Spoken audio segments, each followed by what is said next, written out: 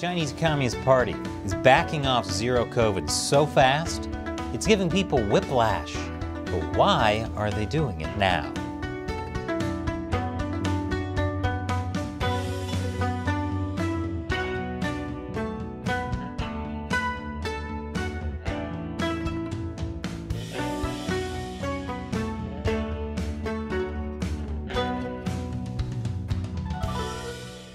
Welcome to China Uncensored. I'm Chris Chappell.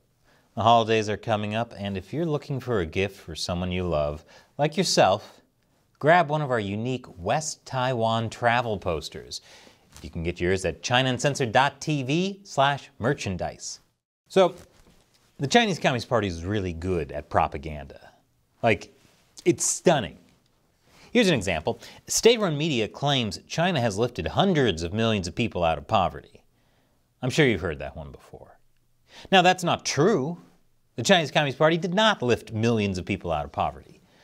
Unless, of course, you count the people they're responsible for killing, then sure, they don't have to worry about being poor anymore. And in case you still believe their propaganda, check out our episode, China's Poverty Lie. The link is in the description. But the Communist Party has gotten respected global institutions like the World Bank to repeat the lie. Then Western media picked up the story because the World Bank said it. And then you get American politicians repeating the lie as fact. This was such an obvious game of propaganda telephone, I'm surprised the lie didn't end with them saying purple monkey dishwasher. COVID, or the CCP virus as I call it, is another perfect example of their propaganda prowess. When the outbreak first began, they detained and threatened people like Dr. Li Wenliang, who tried to warn others about the virus. It was part of a cover-up so they could protect the authorities from blame and hoard medical supplies. They followed the science back to their homes so they could throw them in jail.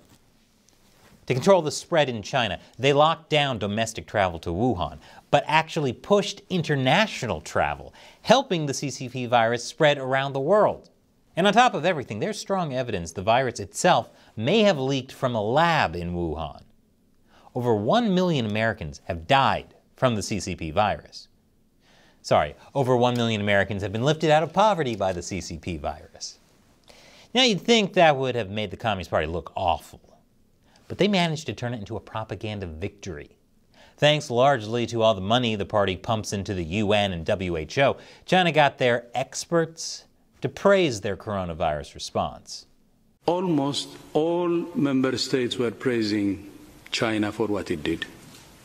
China took action massively at the epicenter, at the source of the outbreak.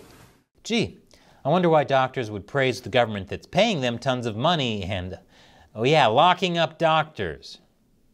Here's another WHO official. If I had COVID-19, I want to be treated in China. Wow, that aged more poorly than this I'm a Cuomo-sexual shirt. But at the time, American media was also pushing that message. Here's a reporter from the New York Times interviewed on MSNBC. China has had enormous success in beating down its epidemic. He goes on for a full 5 minutes about how great China's approach is. The New York Times also pushed the idea that China's COVID response bought the world time, but the West squandered it. They picked that up directly from Chinese state-run media. Bought the world time, really? Because I thought China hoarded medical supplies while they covered it up. The New York Times also basically threw freedom under the bus by saying China's authoritarian response was so worth it. The West may find it has to work harder to sell its vision of freedom after China has made its model seem so attractive. Are these headlines serving presidential terms? Because they're all aging horribly. Now I'm picking on the New York Times a bit because, well, they make it easy, but this was widespread, almost as much as COVID was. The point is, the Chinese Communist Party is really good at propaganda, which brings me to zero COVID. It's completely wrecked the Chinese economy and sparked the types of protests we haven't seen in China since, well, the 1989 student democracy protests. Just to be clear, there are often protests in China, but they don't usually call for the CCP to step down. You'd think that would have made the CCP look awful. But let's watch as they turn this into yet another propaganda victory. More after the break. Welcome back. The Chinese Communist Party had a problem. The zero-COVID policy was a disaster, but the Communist Party has never admitted making any mistakes, and they aren't about to now. So how do you step back from the zero-COVID policy without admitting it was a mistake in the first place? The recent massive protests may have given the party the answer. Since the protest, the Communist Party has backed off on some of its zero-COVID policies. Authorities last week announced a dramatic loosening of requirements for testing, digital health passes, and tracking and quarantines. Was that a victory for protesters? Well, if you've been paying any attention, you know the CCP does not care about the people, popular opinion, and especially protesters. Something else is going on. Since the party backed off on zero COVID, there's been a wave of COVID cases. Nay, a tsunami of COVID cases. Oh, hello again, New York Times. In before this headline ages poorly. There's a reason for all these COVID cases. China's pursuit of zero COVID has resulted in a low level of natural immunity among the public, leaving the population vulnerable. On top of that, Chinese officials have admitted Chinese vaccines aren't very effective. Wow, I'm stunned that the party that wound up lifting 55 million people from poverty by killing sparrows wouldn't be the best at strategizing. So there is a massive spike in COVID cases throughout China. Beijing looks like a city in the throes of a lockdown, this time self-imposed by residents. Medicine has also become hard to find, either at hospital clinics or at pharmacies. Weibo, China's popular social media service, was awash with people around the country sharing news of their infections and their personal experiences with COVID. Because even during a massive infectious outbreak during unprecedented protests against an authoritarian regime, people still want to jump on social media and talk about themselves. We really are all the same. Hospitals are overwhelmed. China has 4.5 intensive care unit beds for every 100,000 people, according to government data. One person even told the Washington Post, "Everyone has been saying life is going to return to normal, but to me, it's gone from bad to worse." This is exactly what the Chinese Communist Party wants. They want people to miss the lockdowns, to say, hey, things were better under zero COVID. If you want to know more about the current COVID surge, check out the episode we did earlier this week. I'll put a link below. But zero COVID couldn't last forever. It was destroying China's economy. So the party had to back down eventually. And when they did, they knew there would be a COVID surge. But now, they can blame the protesters instead of their own bad policy. We gave you what you wanted, and look what happened. I guess you'll listen to the party next time. Oh, and by the way, also look how you made us have horrible infrastructure and limited supplies. Yep, this is all on you. Meanwhile, the zero COVID policy should have shown the West that investing in a totalitarian, communist state that can shut off the economy whenever it wants was a mistake.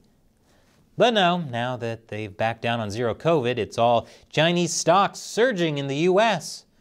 Although, as we've seen, I guess there are worse things from China to be surging in the U.S. Morgan Stanley has some helpful tips on where to invest in China. Top money managers say buy, buy, buy. I'm surprised they don't finish their advice by saying purple monkey dishwasher. So the party gets everything at once. They can avoid the blame for zero COVID and get China's economy humming along nicely again. It's impressive, almost. Of course, the CCP's propaganda can't work if people are informed. And that's why it's so important for you to leave a like and share these episodes with your friends. And as a thank you to everyone who supports this show on the crowdfunding website Patreon or the exclusive media platform On Locals, I answer their questions at the end of an episode. Today's question comes from Sinospore on Locals, who says, thanks for providing honest insight into the actions of the CCP. Do you think that the continuous recording and sharing of videos by citizens showing individuals and large groups standing up to authority will eventually convince CCP leaders to modify their ideology and allow some degree of democracy? Unfortunately, Sinospore, no, I do not. The Chinese Communist Party exists for one reason: to stay in power. And if they allow any degree of democracy, that is a direct threat to their power. This is a no-go for them. CCP leader Xi Jinping has talked many times about how the Soviet Union collapsed because Gorbachev was weak and allowed political reforms. So it's safe to say the Chinese Communist Party is not interested in actually listening to protesters and giving in to their demands. Instead, they will try to do what they do best: squash the protesters and turn everyone else against the protesters. Thanks for your questions, Sinospore, and thank you for supporting China Uncensored on Locals. If you're not a supporter already, join us on Locals. For a small monthly contribution, you can chat directly with me, Matt, and Shelley, and with other China Uncensored fans in our own social media space. You also get other cool perks, including the ability to ask me a question I can answer on the show. The link is below. Once again, I'm Chris Chappell. Thanks for watching China Uncensored.